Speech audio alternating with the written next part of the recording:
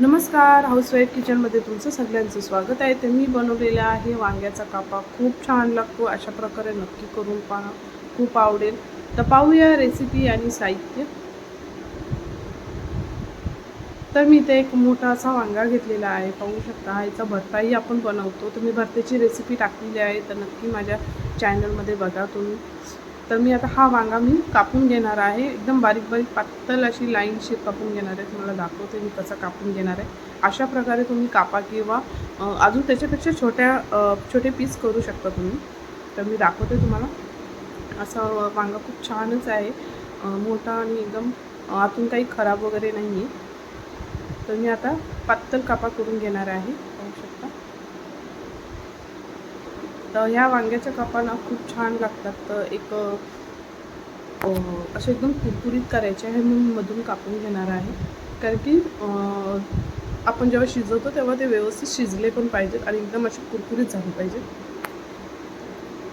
तर मी इथं एक घेतलेला आहे बाउल. त्याच्यामध्ये घेणार आहे, आपले मसाले काढून घेणार आहे. तर मसाल्यासाठी लागणार आहे लाल मिरची पावडर पहिले घेणार आहे, हळद आहे, लाल मिरची पावडर, धनिया पावडर, गरम मसाला आणि थोडासा चिकन मसाला घ्या. खूप छान लागतं. थोडासा जिरा पावडर घ्या, बस.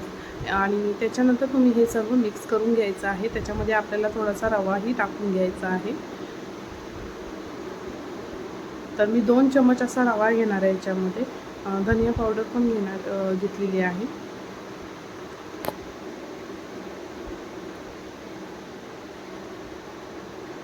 आता मी याच्यामध्ये थोडासा 2 चमच असा रवा घेणार आहे. तुम्ही जर जास्त बनवणार असाल तर त्याच्यामध्ये तुम्ही रवा थोडा जास्त घ्या. आणि याच्यामध्ये मीठ टाकून घ्यायचं आहे. मीठ थोडा स्किप झाला, तर मी आता हा रवा घेतलेला आहे, पाहू शकता. 2 चमच मी रवा घेतलेला आहे. आणि रवा भाजलेला असावा. मी भाजलेला रवा घेतलेला आहे, कच्चा रवा नाही आहे. थोडासा फ्राय करून घेतलेला आहे. आणि लिंबू घेतलेला आहे, अर्धा लिंबू, पाहू शकता. पूर्ण मी अर्धा लिंबू घेतलेला आहे. खूप छान लागतं. अशा प्रकारे तुम्ही नक्की करून पहा. वांग्याच्या कापा अशा मिक्स करून घ्यायचा आहे व्यवस्थित. मसाला मीठ वगैरे व्यवस्थित झाला पाहिजे. हे करून पाहू शकता. आता हे वांग्याला आपण लावून घेणार आहोत.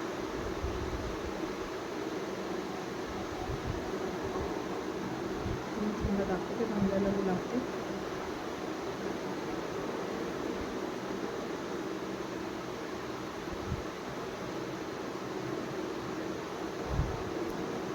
मी आता कढई ठेवलेली आहे गॅसवरती.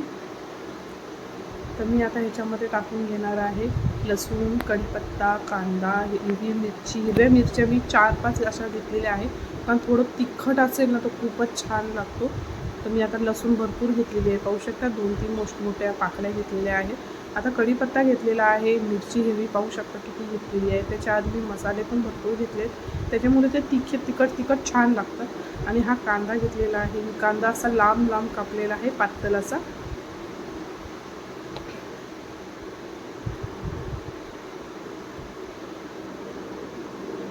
तर थोडासा कांदा कच्चा असेल ना तरच आपल्याला तो वांगा टाकून घ्यायचा आहे त्याच्यामध्ये.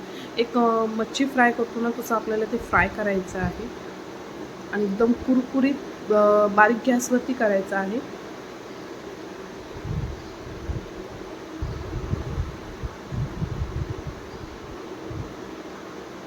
तर अशा प्रकारे तुम्ही वांगा खाल्ला का, म्हणजे वांग्याचा कापा खाल्ल्या का, नक्की मला कमेंटमध्ये सांगा आणि नक्की बनवून पहा. खूप छान लागतं. तसेच वांग्याचे भजी पण बनवले जातात, तिथेही तुम्हाला रेसिपी नक्की टाकेन.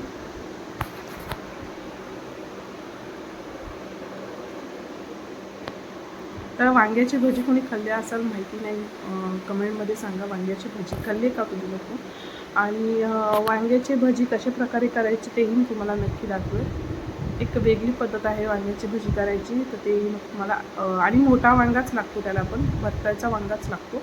तर पाहू शकता मी कांदा छानपैकी असा कट करून घेतलेला, म्हणजे चांगला भाजून घेतलेला आहे.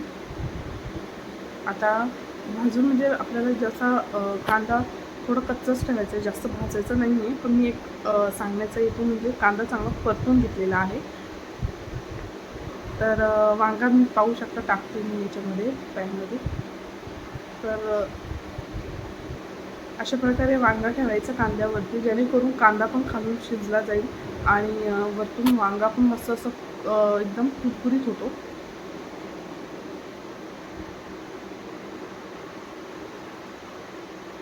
आणि बारीकच गॅसवरती तुम्ही तो वांगा छान फ्राय करून घ्यायचा आहे. गॅस फास्ट करायचा नाही आहे, नाहीतर मग ते करपून जाणार. आणि कांदा खूप छान होतो, पाहू शकता. मस्त असं वांगा एकदम मस्त शिजलेला आहे आणि आता तो मस्त असा बारीक गॅसवरती मी अजून शिजवून देणार आहे आणि खूप छान होतो. अशा प्रकारे तुम्ही नक्की वांगा करून पहा आणि अशीच रेसिपी पाहत राहा. थँक्यू.